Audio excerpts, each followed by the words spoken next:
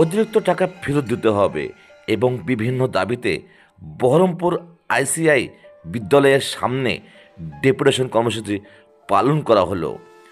যদিও অতিরিক্ত টাকা ফেরত দেওয়ার কর্মসূচি চালু হয়েছে, আমাদের বক্তব্য যারা টাকা ফেরত না নিতে চায় তাদের না দিলেও অনেক গরিব মধ্যবিত্ত পরিবারের সন্তান পড়ে, তাদের টাকা ফেরত দেওয়ার দাবি রাখা হয়েছে।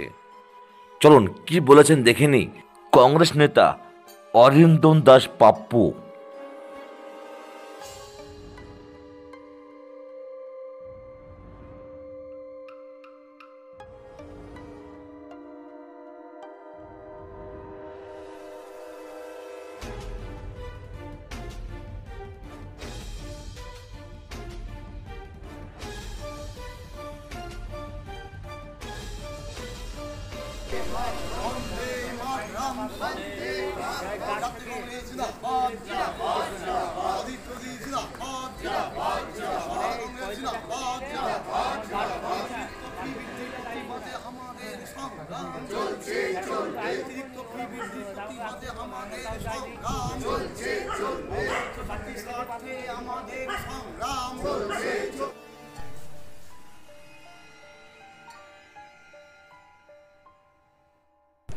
স্কুল কর্তৃপক্ষ ভর্তির নামে ছাত্রছাত্রীদের কাছ থেকে বিপুল পরিমাণ অর্থ নিচ্ছিলেন।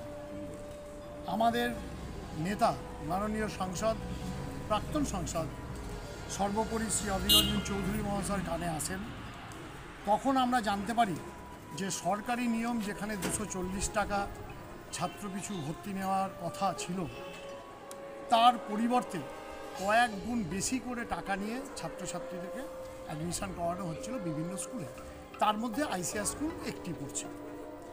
তাই আমরা আজকে আইসিআই স্কুলে 4 দফা দাবি নিয়ে আমাদের দাদার নির্দেশে বহরমপুর শহর কংগ্রেসের উদ্যোগে আমাদের সিনিয়র নেতৃত্বদেরকে সঙ্গে নিয়ে আমরা ডেপুটেশনে এসেছিলাম। আমাদের 4 দফা দাবির মধ্যে প্রথম দফা দাবি ছিল বর্তমান শিক্ষাবর্ষে এই বিদ্যালয়ে ভর্তির সময় ছাত্রদের কাছ থেকে অত্যাধিক ফি আদায় করা হচ্ছে। সরকার নির্ধারিত ফি যেখানে মাত্র 240 টাকা, সেখানে এই বিদ্যালয়ে তার কয়েক গুণ বেশি অর্থ আদায় করা হচ্ছে প্রত্যেক ছাত্রছাত্রীর কাছ থেকে। আমরা এই বর্ধিত ফি আদায়ের তীব্র প্রতিবাদ জানাচ্ছি। উনি বললেন, হ্যাঁ আপনাদের এই 1 নম্বর পয়েন্টের উপর ভিত্তি করে উনি বললেন, হ্যাঁ আমরা বর্ধিত ফি নিয়েছিলাম। উনি তার পিছনে কিছু এক্সকিউজ দেখালেন। স্কুলের এক্সট্রা কিছু খরচ রয়েছিল, সেই খরচগুলো যাতে সুষ্ঠুভাবে মেনটেন করা যায় তার জন্য উনি নিয়েছিলেন। কিন্তু যেহেতু আমরা সবাই প্রতিবাদ করছি, কেননা অনেক নিম্নবিত্ত এবং নিম্ন মধ্যবিত্ত পরিবারের ছেলেরা এখানে পড়ে, তাই তাদের কাছে এই বর্ধিত টাকাটা অনেক প্রেসার হবে। তাই উনি অতি সত্বর এই টাকা ফেরত দেওয়ার সিদ্ধান্ত নিয়েছেন এবং এই টাকা ফেরত দেওয়ার মানে বর্ধিত টাকাটা ফেরত দেওয়ার প্রক্রিয়া চালু করবেন। এছাড়া যেটা দ্বিতীয় পয়েন্ট আমাদের এটাই ছিল আর কি, মানে যাতে ফেরত দেওয়া হয় সেটা উনি চালু করবেন। আর বিদ্যালয়ের পঠন পাঠনের মান যাতে ঠিকঠাক থাকে, সেটার যাতে কোনো প্রভাব না পড়ে সেই দিকে আমাদের দাবি ছিল, যেন সেই দিকে খুব যুক্তি দিয়ে দেখা হয় এবং খুব দায়িত্ব সহকারে পঠন পাঠনটা দিকে নজর দেওয়া হয়। তাই উনি কথা দিয়েছেন, হ্যাঁ আমরা পঠন পাঠনের দিকে যথেষ্ট কেয়ারফুল এবং আমরা ঠিকভাবে এটার দিকে নজর রাখব, যাতে এখান থেকে বিগত দিনে যেমন মেধাবী ছাত্ররা বেরিয়েছেন যাতে আবার বেরোতে পারেন। এছাড়া আইসিআই স্কুলে যেটা খুব খারাপ দিক কিছুদিন ধরে আমাদের চোখে আসছে, সেটা হচ্ছে স্কুল চত্বর একদম অপরিষ্কার থাকছে। তাই আমরা ওনার কাছে আমাদের আরেকটা দাবি ছিল, যেন স্কুল চত্বর পরিষ্কার পরিচ্ছন্ন থাকে এবং স্কুল চত্বর যদি পরিষ্কার পরিচ্ছন্ন না থাকে তাহলে বাচ্চাদের স্বাস্থ্যের ক্ষতি হতে পারে। তাই উনি বললেন যে দেখুন আমরা চেষ্টা করছি স্কুল চত্বর পরিষ্কার পরিচ্ছন্ন যাতে থাকে সেই দিকে দৃষ্টি দেওয়ার। উনি তার জন্য আরেকটা এক্সকিউজ আমাদেরকে দিলেন।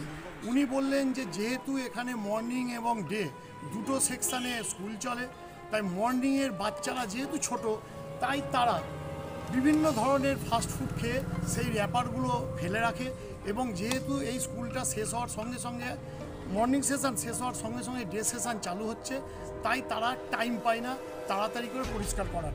তা উনি আমাদের এই দাবি শোনার পর উনি এটাও আমাদেরকে কথা দিলেন যে উনি চেষ্টা করবেন অতি সত্বর যাতে স্কুল আবার পরিষ্কার করে পুনরায় নিজের জায়গায় ফিরিয়ে ডের পঠন পাঠন শুরু করা যায়।